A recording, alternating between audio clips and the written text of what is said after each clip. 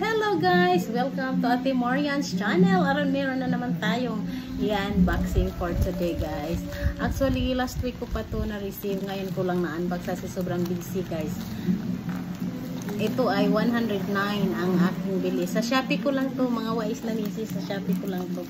Kasi maganda to guys. Nakikita ko siya sa advertisement. Sana ganun kaganda, no? Pagka, ito na. Buksan na natin. It's 109 pesos. Ayun. Tingnan natin. 6 pieces na daw ito.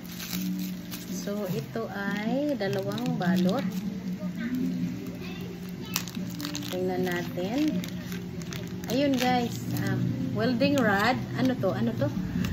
3 pieces easy melt, low temperature iron soldering welding rod, aluminum welding rod, melt. Ayan it. Lighter lang siya guys. O, tingnan mo to guys. Papakita ko sa inyo yung advertisement. Kaya ako nainganyo din bumili nito kasi hindi mo na kailangan mag-welding. Lighter lang. Hindi mo na kailangan ang soldering iron. So, ano lang siya. Ayan. Ay, naputol. Naputol guys. Ano kayang gawin natin ito kasi naputol. Para siyang chalk. Kaso naputol. Ganyan siya guys. Tapos naputol siya. So, papakita ko sa inyo guys. Again, once again, ito ay 109 pesos. Ayan, 6 na piraso. Pero yung isang box, isang balot ay 3 piraso din. Isa lang yung hindi nabasag. Ito guys. Isa lang yung hindi basag. So, ipapakita ko sa inyo guys. Ito yan siya eh. Ayan. Lighter lang siya guys. Kaya nagustuhan ko. Kasi yan oh. Diba? Kaya napapabili talaga ako nito. Mura lang naman. It's 109. Okay lang yun guys. So gamitan ko na lang siguro ng ito. Pinset yung naputol. Para magamit siya. Ayan. Yun guys. Sa mga wais na misis dyan.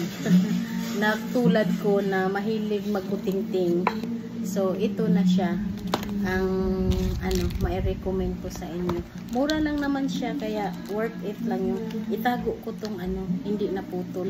Ang unahin kong gamitin is yung naputol. Ayun. Thank you so much for watching mga wais na misis. Sa Shopee ko lang siya na order guys.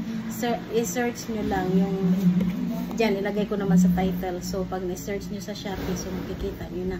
Mura lang siya guys. So, helpful sa ating mga misis na mahilig dyan na hindi umaasa sa asawa. May mga buting-ting dyan sa bahay na mga nasisira. Ganun kasi ako, hindi ako umaasa sa asawa ko.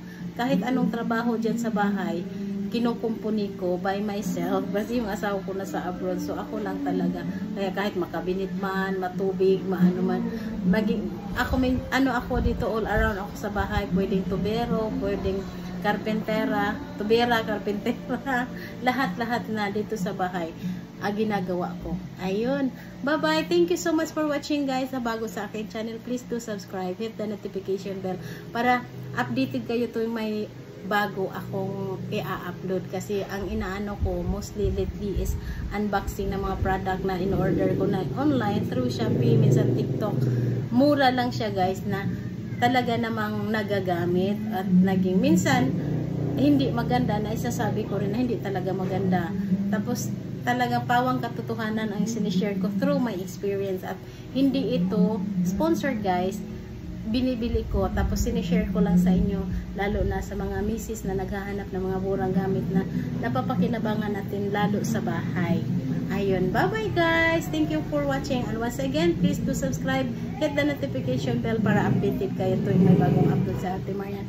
Bye bye and God bless us all. Mwah!